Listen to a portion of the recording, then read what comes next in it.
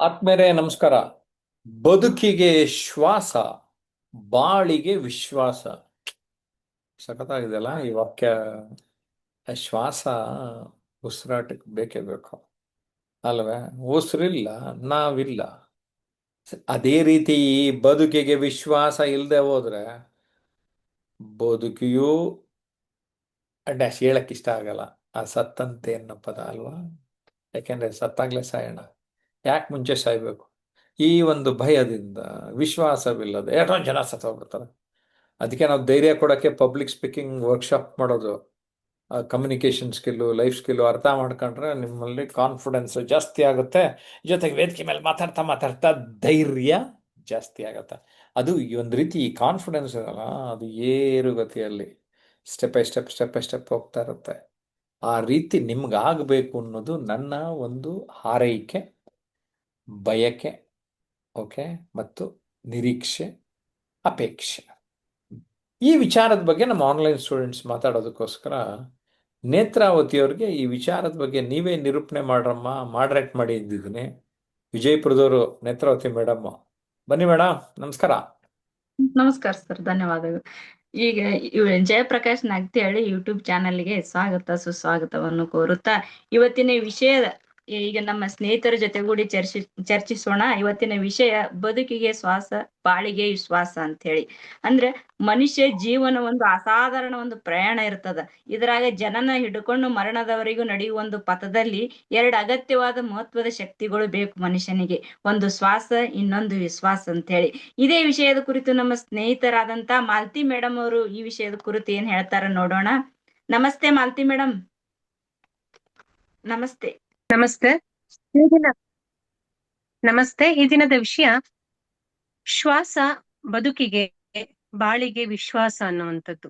ಇದು ಬಹುಮುಖ್ಯವಾಗಿರುವಂಥದ್ದು. ಒಬ್ಬ ಮನುಷ್ಯ ಬದುಕಬೇಕಂದ್ರೆ ಅವನಿಗೆ ಶ್ವಾಸ ಅನ್ನುವಂಥದ್ದು ಮುಖ್ಯ ಆಗಿರುತ್ತೆ.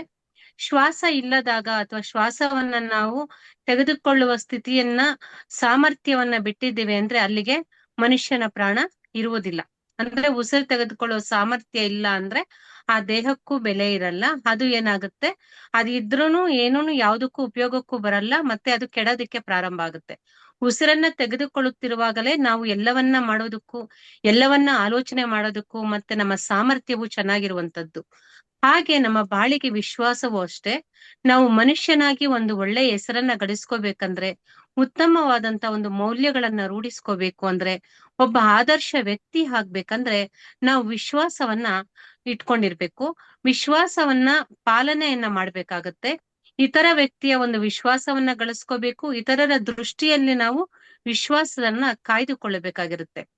ಹೇಗೆ ನಮ್ಮ ಬದುಕಿಗೆ ಶ್ವಾಸ ಎಷ್ಟು ಪ್ರಮುಖವಾಗಿರುತ್ತೋ, ನಮ್ಮ ಉತ್ತಮವಾದಂತ ಜೀವನಕ್ಕೆ ಈ ವಿಶ್ವಾಸ ಅನ್ನುವಂಥದ್ದು ಬಹುಮುಖ್ಯ ಪಾತ್ರವನ್ನ ವಹಿಸುತ್ತೆ.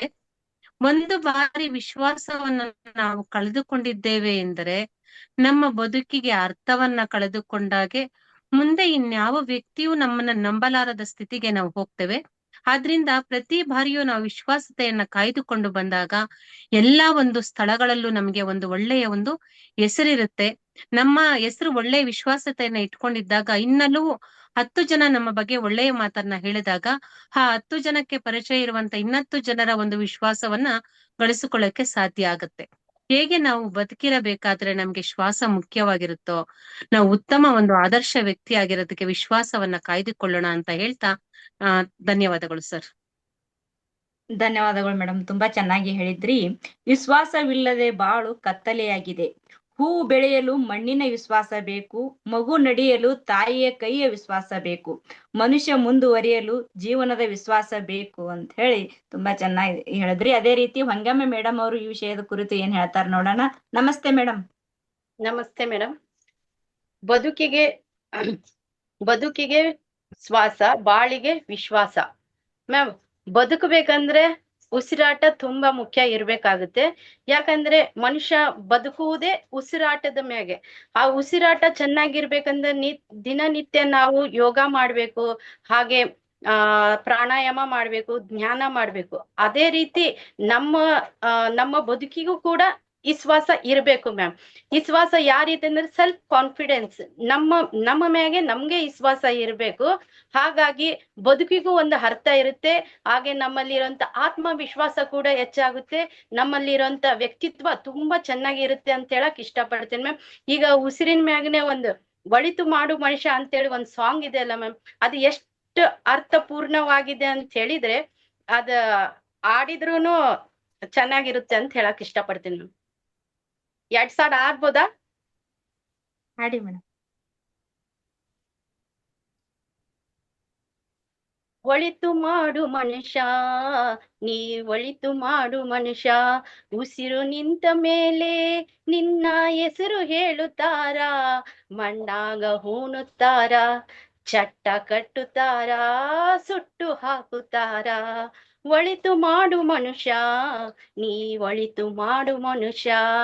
ನೀ ಇರುವುದು 3 ದಿವಸದೊಳಗ ನಾವು ಯಾವ ರೀತಿ ಬದುಕ್ತೀವಂತ ಹೇಳಕ್ ನಮ್ಮ ವ್ಯಕ್ತಿತ್ವನೇ ಕಾರಣ ಆಗುತ್ತೆ. ಧನ್ಯವಾದಗಳು.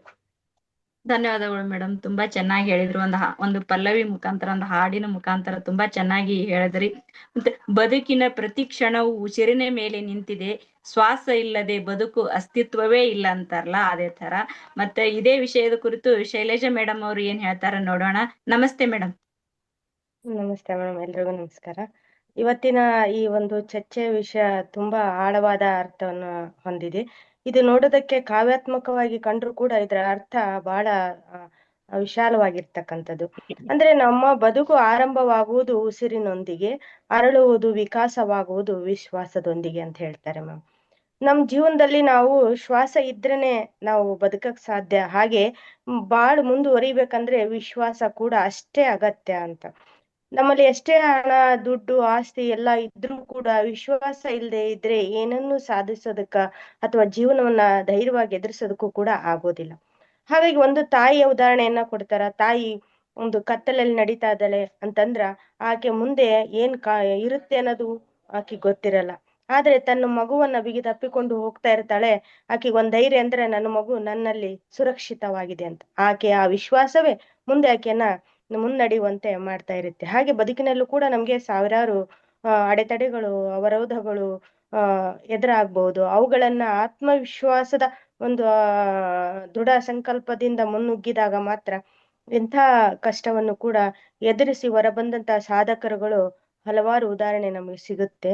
ಉದಾಹರಣೆಗೆ ಎಷ್ಟೋ ಸಾಧಕರಲ್ಲಿ APJ ಅಬ್ದುಲ್ ಕಲಾಂ ಅವರು ಬರ್ತಾರೆ. ಅವರು ಕೂಡ ಎಷ್ಟೋ ಸಮಸ್ಯೆಗಳನ್ನ ಚಿಕ್ಕ ವಯಸ್ಸಿನಲ್ಲಿ ಎದುರಿಸಿ ಆದ್ರೂ ಕೂಡ ಸಾಧನೆಯ ಒಂದು ತಮ್ಮಲ್ಲಿರ್ತಕ್ಕಂತ ಒಂದು ಸಾಧನೆಯನ್ನ ಮುಂದುವರಿಸಿ ಒಬ್ಬ ಅದ್ಭುತ ಕ್ಷಿಪಣಿ ಮನುಷ್ಯ ಆಗಿ ಹೊರಹೊಮ್ತಾರೆ. ಹೀಗೆ ನಾವು ಎಲ್ಲಿ ಇರ್ತೀವಿ, ಎಂತಲ್ಲಿ ಹುಟ್ತೀವಿ ಅನ್ನೋದೇನು ಅಷ್ಟೊಂದು ಗಣನೆಗೆ ಬರೋದಿಲ್ಲ. ಯಾವ ವ್ಯಕ್ತಿಯಲ್ಲಿ ವಿಶ್ವಾಸ ಇರುತ್ತೋ, ಆತ್ಮಶ್ರದ್ಧೆ ಇರುತ್ತೋ ಆ ವ್ಯಕ್ತಿ ಖಂಡಿತವಾಗಿ ಬಡತನ ಆಗಿರ್ಬೋದು, ನೋವಾಗಿರ್ಬೋದು, ಸೋಲಾಗಿರ್ಬೋದು, ನಿರಾಶೆ ಆಗಿರ್ಬೋದು, ಎಂಥದೇ ಸನ್ನಿವೇಶವನ್ನ ದಾಟಿ ಸುನಾಯಾಸವಾಗಿ ಯಶಸ್ಸಿನ ಹಾದಿಗೆ ಆತ ಬಂದು ತಲುಪುವುದು ಅಷ್ಟೇ ಖಚಿತ. ಸ್ವಾಮಿ ವಿವೇಕಾನಂದರು ಒಂದು ಮಾತು ಇಲ್ಲಿ ನನಗೆ ನೆನಪಾಗುತ್ತೆ. ಯಾರಿಗೆ ಅವರಿಗೆ ವಿಶ್ವಾಸವಿರುತ್ತದೋ ಅವರು ಮಾತ್ರ ಭಗವಂತನಲ್ಲಿ ವಿಶ್ವಾಸವನ್ನಿಡಲು ಸಾಧ್ಯ ಅಂತ. ಅಂದ್ರೆ ಆಧ್ಯಾತ್ಮ ಅಂದ್ರ ನಮ್ಮ ಆತ್ಮದಲ್ಲಿ ಸ್ವಯಂ ಶ್ರದ್ಧೆಯೇ ಆಧ್ಯಾತ್ಮದ ಆರಂಭ ಅಂತ ಕೂಡ ಹೇಳ್ತಾರೆ. ನೆಕ್ಸ್ಟ್ ನಾವೆಲ್ಲ ಕಾಣದ ಈ ಜಗತ್ತನ್ನ ನಡೆಸುವ ಒಂದು ದಿವ್ಯ ಶಕ್ತಿ ಇದೆ ಅಂತ ಎಷ್ಟೋ ಸಾಧು ಸಂತರು ಶರಣರು ಹೇಳ್ತಾರೆ. ಅಲ್ಲಿ ಕೂಡ ಕೆಲಸ ಮಾಡ್ತಕ್ಕಂಥದ್ದು ವಿಶ್ವಾಸನೆ.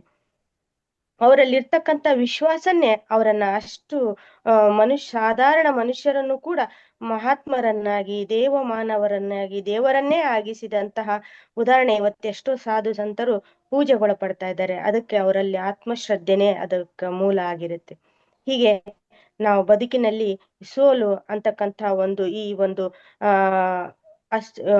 ಸನ್ನಿವೇಶವನ್ನ ಎದುರಿಸ್ಬೇಕಂದ್ರೆ ಆತ್ಮವಿಶ್ವಾಸ ಅಂತಕ್ಕಂಥ ಅಸ್ತ್ರ ನಮ್ಮಲ್ಲಿ ಇರ್ಬೇಕಾಗುತ್ತೆ. ಹಾಗೇನೆ ಈ ವಿಶ್ವಾಸ ಅಂತಕ್ಕಂಥದ್ದು ಎಂಥ ಚಮತ್ಕಾರಿ ಶಕ್ತಿ ಅಂದ್ರೆ ಅಸಾಧ್ಯವನ್ನು ಕೂಡ ಇದು ಸಾಧ್ಯವಾಗಿಸಿಬಿಡುತ್ತೆ, ಕತ್ತಲನ್ನು ಕೂಡ ಬೆಳಕಾಗಿಸಿಬಿಡುತ್ತೆ, ಸೋಲಿನಲ್ಲೂ ಕೂಡ ಗೆಲುವಿನ ಪಾಠವನ್ನ ತೋರಿಸಿಕೊಡುತ್ತೆ. ಹಾಗಾಗಿ ಪ್ರತಿಯೊಬ್ಬರಲ್ಲಿ ಈ ಬಡವ ಆಗಿರ್ಲಿ, ಶ್ರೀಮಂತ ಆಗಿರ್ಲಿ, ಬುದ್ಧಿವಂತನೇ ಆಗಿರ್ಲಿ, ಶ್ರೇಷ್ಠನೇ ಆಗಿರ್ಲಿ, ಕನಿಷ್ಠನೇ ಆಗಿರ್ಲಿ, ಇವೆಲ್ಲ ಯಾವುದು ನಮ್ಮ ಮನಸ್ಸು ಮಾಡ್ತಕ್ಕಂಥ ಮಾಯೆ. ಆದ್ರೆ ಯಾವ ಮನಸ್ಸಿನಲ್ಲಿ ಶ್ರದ್ಧೆ ಮೊಳಕೆ ಹೊಡೆಯುತ್ತೋ ಆ ಮನುಷ್ಯನಿಂದ ದೊಡ್ಡ ಸಾಧನೆ ಸಾಧ್ಯ ಅಂತ ಹೇಳ್ತಾ ಈ ಸಂದರ್ಭದಲ್ಲಿ ಅವಕಾಶಕ್ಕೆ ಧನ್ಯವಾದಗಳು. ಧನ್ಯವಾದಗಳು ಮೇಡಮ್, ತುಂಬಾ ಚೆನ್ನಾಗಿ ಹೇಳಿದ್ರಿ. ವಿಶ್ವಾಸ ಎಂದರೆ ನಂಬಿಕೆ, ತನ್ನ ಮೇಲೆ, ದೇವರ ಮೇಲೆ, ಕಾಲದ ಮೇಲೆ ಎಷ್ಟೇ ಕಷ್ಟ ಬಂದರೂ ನಾನು ಇದನ್ನು ಮೀರಿ ಹೋಗಬಲ್ಲೆ ಎಂಬ ನಂಬಿಕೆ ಅಂತ ಹೇಳಿ ಜಯಪ್ರಕಾಶ್ ನಗ್ತೇಳಿ ಯೂಟ್ಯೂಬ್ ಚಾನಲ್ ಹಾಗೆ ಟ್ರಾನ್ಸ್ಫಾರ್ಮೇಶನ್ ಅನ್ಲಿಮಿಟೆಡ್ ಯೂಟ್ಯೂಬ್ ಚಾನಲ್ಗೆ ಸಬ್ಸ್ಕ್ರೈಬ್ ಮಾಡಿ, ಲೈಕ್ ಮಾಡಿ, ಹೆಚ್ಚು ಶೇರ್ ಮಾಡಿ, ಹೆಚ್ಚು ಕಮೆಂಟ್ ಮಾಡುವ ಮುಖಾಂತರ ಮೆಂಬರ್ಶಿಪ್ ಆಗಿ ಅಂತ ಹೇಳಿ ನಾನು ಮಾತು ಮುಗಿಸ್ತೀನಿ. ಧನ್ಯವಾದಗಳು.